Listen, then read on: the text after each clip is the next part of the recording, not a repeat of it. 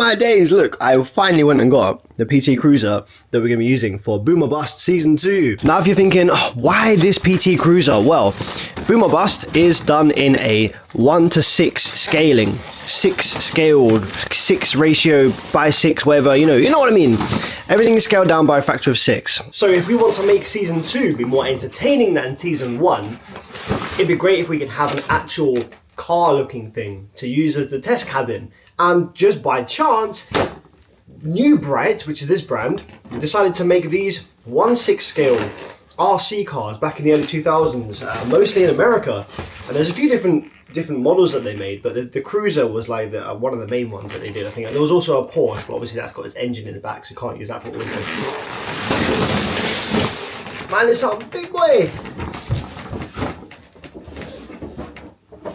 Now this is considered retro and a collector's piece now, because it's very old. So this was not cheap by any stretch of the imagination, but this was the only thing that would work for Boom or Bust. And it's so convenient because it has window glass, it has like a fully modeled interior, it has a boot that opens. Like there's no other solution that's already like ready to go that would be so usable and work great for Boom or Bust. What is up with the wheel spacing though? Bro needs some arches. Maybe we can 3D print some. Alright, so you're seeing it here with me first. First impressions together with Bevids. Man, this door is not the what is even? It's a little bit cheapo plastico, but that's actually not a bad thing, because that will mean that it should flex like crazy and be really fun on the videos. The steering wheel does move, but it doesn't move the wheels with the steering wheel. That's fine. That's fine. We've got a fully painted up interior. It looks like it was painted by a 3-year-old, not gonna lie. But that's alright. That's adds character. Adds character, you know. This door is creasing me up. The windows there. The mirrors, sorry.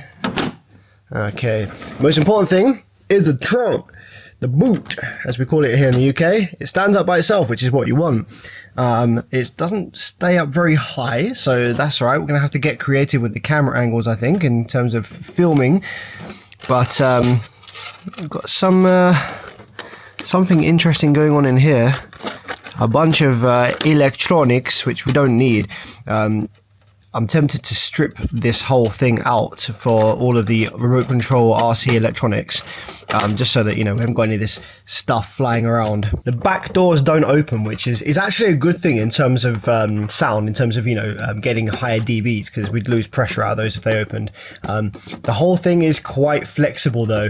I'm just trying to imagine though, this was a real car scaled down, and my hand is as big as it would be in real life, like a giant hand like this with the amount of force that I have, pushing on the windows like this.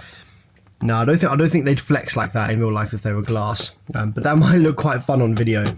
The body panels, they're probably about the same amount of flex you'd get from metal at this scaled kind of thinness, so that's all right. The amount of closure that the door has is probably about right. It does actually have a clip. Yeah, it has like a little sprung clip, so it does hold the door closed. Obviously at the top here, it's not held, which is actually the same as in real life. You get flex like this, don't you, at the top of the door? So that's going to potentially look really cool. Let's just go inside here for a minute. Got some seat belts. They'll flap around a bit. That'll look quite funny, I think. And what's in the hood? Oh, the hood doesn't open very far. Not much in there anyway of note, so that's fine. We won't be using anything like that for Boom or Bust. That's all right. But yeah, that's pretty cool. It's on rubber tires as well, so it's going to be sort of sprung isolated from the ground, which in real life does make a difference. If you're testing on grass or concrete or loose dirt, then it actually does affect your score, believe it or not. It's kind of crazy how much stuff affects scores at the higher dB levels. We do have a sunroof. That's actually a slightly harder plastic, so that's not going to be too much of an issue, I don't think. I mean, this whole thing is going to absolutely buzz and flex like crazy. So I think the scores that we're going to see from this are going to be lower than what we got with the Boom or Bust test cabin for season 1, just because that thing was made out of solid wood and that was more of an extreme cabin. So I think that all of the 145 dBs that we were getting at season 1, I suspect are going to be more like 140, maybe 138, just because of how leaky and how lossy this is going to be in compared to the wooden test chamber, but I think this is going to be more entertaining and possibly closer to real life as well. So is this going to flex? We're going to get some trunk flex. Yeah, look, that's not really held in. This wire is poking out, but yeah, there's not really a clip. I might be able to 3D print a clip just so that it holds it closed a bit better.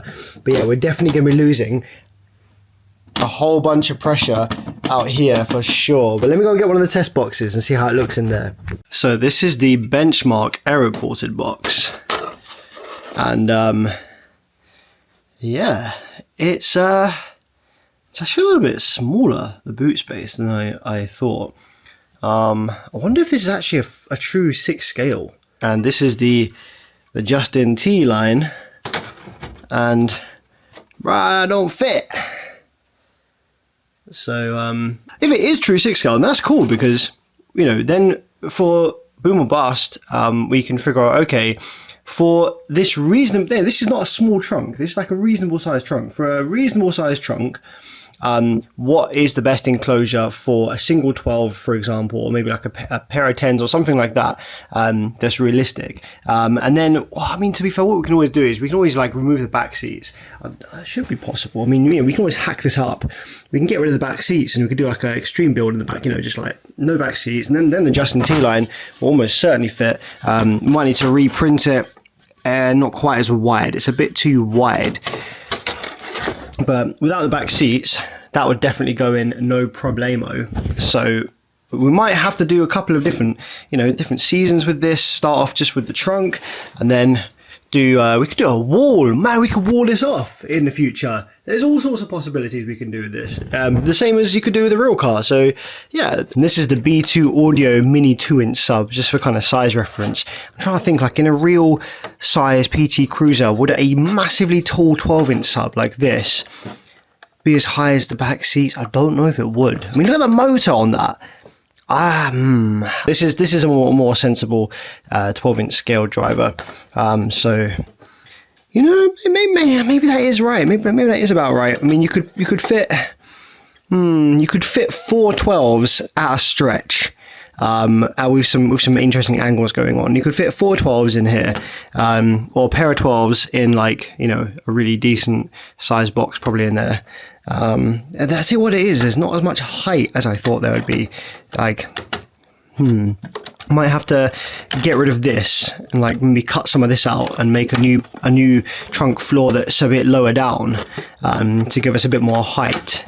I think that might be good, perhaps. So I've been doing some measuring, and we have 7 inches across the width on the inside.